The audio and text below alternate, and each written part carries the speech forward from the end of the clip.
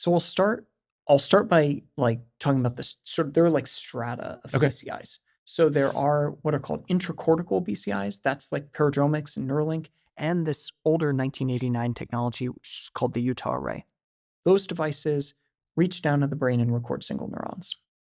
Then there are surface electrodes. If you're on the scalp or if you're on the surface of the brain and you're trying to see what individual neurons are doing, um, you it becomes a signal to noise problem. You're recording effectively contributions from tens of thousands of neurons.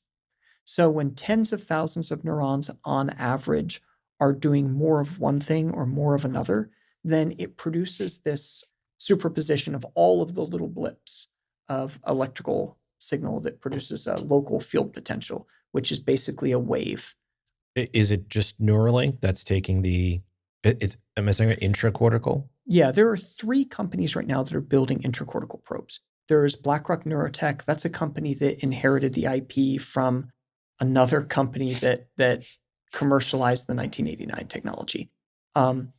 They're selling research tools to research groups that are producing incredible clinical trial results, but the systems have these like we can get a picture of it, I'm sure, but these like 1990s security camera type devices bolted into the skull, which are like create permanent wounds that have to be kept clean, and it's not really a suitable medical device. So, so if we take like 1989 and then all the you starting the company in 2016, was there something that when that happened where you thought building a BCI company was possible and that's why you started it, or you just got so fascinated with the space you weren't it wasn't relevant to you whether you thought it was possible or not, you're just going to do it? I think there have been a convergence of things that have made it possible now that maybe didn't exist in 1989. So in 1989, the data that people are collecting today in BCI experiments would have been very difficult to analyze. In 1989, the system still would have been like computation limited, practically.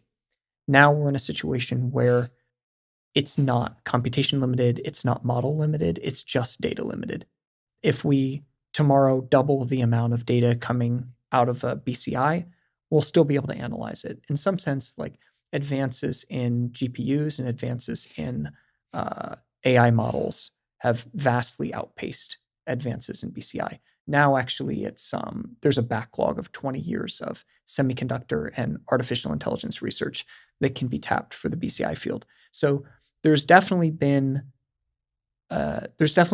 something available now that wasn't available back in the day. Like, what was the switch that went off where you said, I'm going to build a company in this space? If we didn't do it, it felt like no one would do it. So you felt it had to be done. Yeah. And why?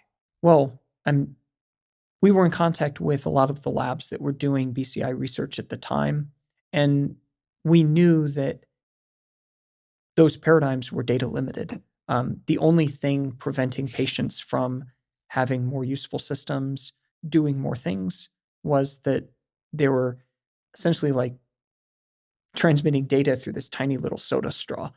And there was no engineering reason why it couldn't be 10 or 100x better. There were also a lot of frustrating limitations of the technology at the time. It involved wires coming through the scalp, the sort of like big things bolted to the skull that looked like 1990s security cameras. And it just felt like a crime that people who are paralyzed who could really be benefiting from BCI technology as it existed, spread out across different labs at the time, were stuck with kind of shitty solutions. So essentially, you're analyzing the analog signals quickly and determining what's needed. Maybe some training is needed to determine that once you've got the use case defined, but then it's happening. Yeah. Because there's only so many words that come out of the brain or the most important thing is you want to know what neurons are firing at what times. And generally speaking, the approach I think both Paradromics and Neuralink are taking is just then send the raw record of what neurons are active out of the body to be processed offline. Because once you're outside of the body, you have effectively an unlimited energy budget, and you have a much more limited space budget to do computation.